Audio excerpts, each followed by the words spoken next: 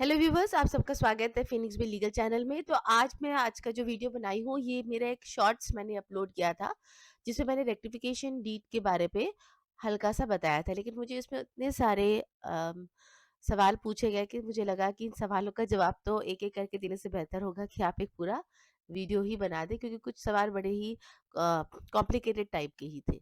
तो आज का जो पूरा वीडियो हमारा बनने वाला है वो रेक्टिफिकेशन डीड पे ही है। रेक्टिफिकेशन डीड क्या होता है?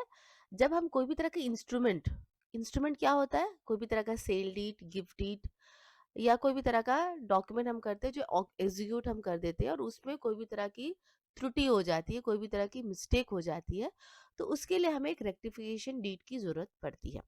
तो आज हम इसी के बारे में बात करेंगे कि ये कौन कौन से सिचुएशन में हमें करना होता है, इसकी क्या जरूरत होती है, क्या इसे करना भी चाहिए या ऐसा कोई और भी सोल्यूशन होता है। दूसरा, कब तक हमें इसे करना होता है और कैसे हमें इसे करना चाहिए। तो आज का पूरा वीडियो इसी पे होने वाला है। तो चलिए वीडियो को स्टार्ट करते हैं। सबसे पहले तो हम ये समझ लेते हैं कि रेक्टिफिकेशन डीड होता क्या है। रेक्टिफिकेशन का नाम से ही क्लियरिटी होता है कि रेक्टिफाइड, इस कोई चीज को कोई गलत हो गया उसको सही करना है। अब किस चीज को सही करने की बात होती है? कोई भी तरह का जो टाइपोग्राफिकल एरर हो जाता है। जब हम सेल डीड कर रहे हैं, गिफ्ट डीड कर रहे हैं, तो हमारे नाम में नाम गलत लिख दिया गया है, या टाइटल ही उसमें मिस आउट हो गया है, या फिर फादर नेम्स गलत लिख दिया है, सर्वे नंबर्स जो होता है वो गलत आ गया, एरिया गलत हो गया है। तो ये बहुत सारी चीज़ें जहाँ पे टाइपोग्राफिकल एरर हो जाती है। जैसे कि फॉर एग्जांपल अगर मैं बात करूँ टाइपोग्राफिकल एरर के बारे में, 45,000 स्क्वायर फीट होना चाहिए था, लेकिन उस जगह पे हो गया 54,000 स्क्वायर फीट। तो एक बहुत बड़ा डिफरेंस हो गया है ना, लेकिन that was a mistake, that was a typographical, क्योंकि 4 और 5 तो अगल बगल पे ही होते हैं। तो ये इस तरह के जो मिस्टेक्स जो हो जाते हैं, जिसका अगर हम इसको नहीं सुधारते हैं, तो आगे जाके इसमें लीगल कॉम्प्लिकेशन स्टार्ट हो जाती है। लीगल कॉम्प्लिकेशन कैसे? अब हो गया गलती, एरिया को लेके गड़बड़ हो गया, हमने उसको सही नहीं किया, आगे जाके पार्टी बोले भैया डॉक्यूमेंट में तो 500 स्क्वायर फीट लिखा हुआ है और आपने मुझे सिर्फ 400 दिया है, तो प्रॉब्लम क्रिएट हो सकती है।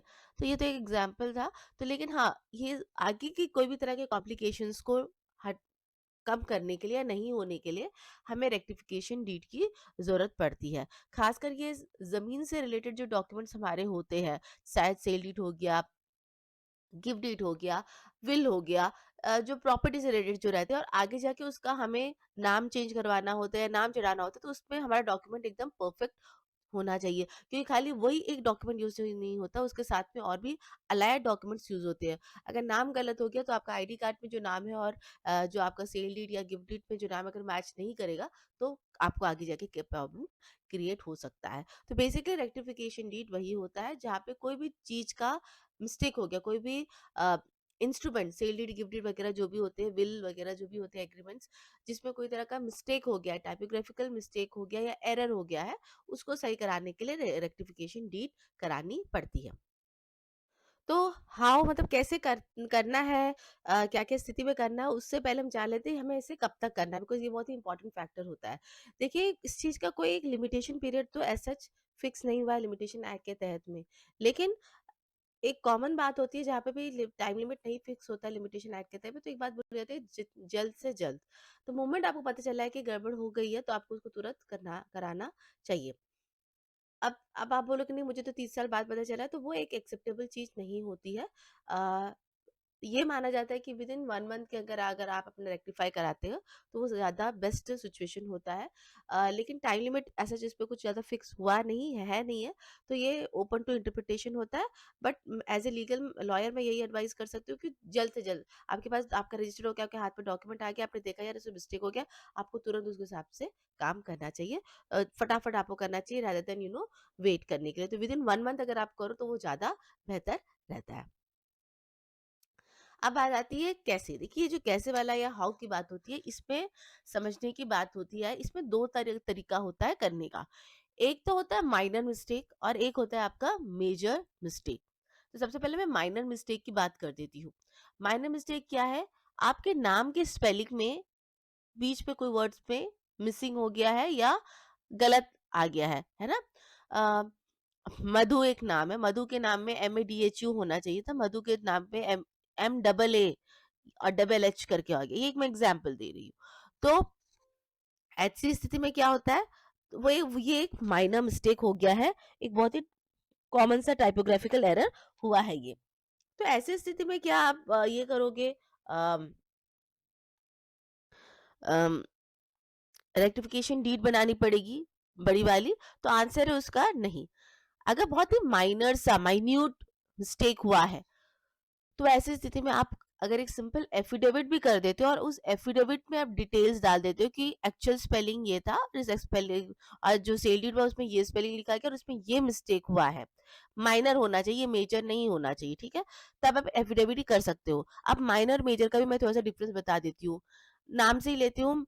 नाम है मधु, ठीक है, एक्चुअल नाम है मधु, और जो वहां पे जो सेल डीड जो बना उसमें जो नाम का स्पेलिंग है MADHU एक्चुअल, और जो सेल डीड जो बना उसमें MADW हो गया। ये एक माइनर मिस्टेक में आता है। लेकिन अगर है नाम मधु और उसमें जो नाम का जो स्पेलिंग है वो मधुएश्वर हो गया, वो मेजर मिस्टेक हो जाता है।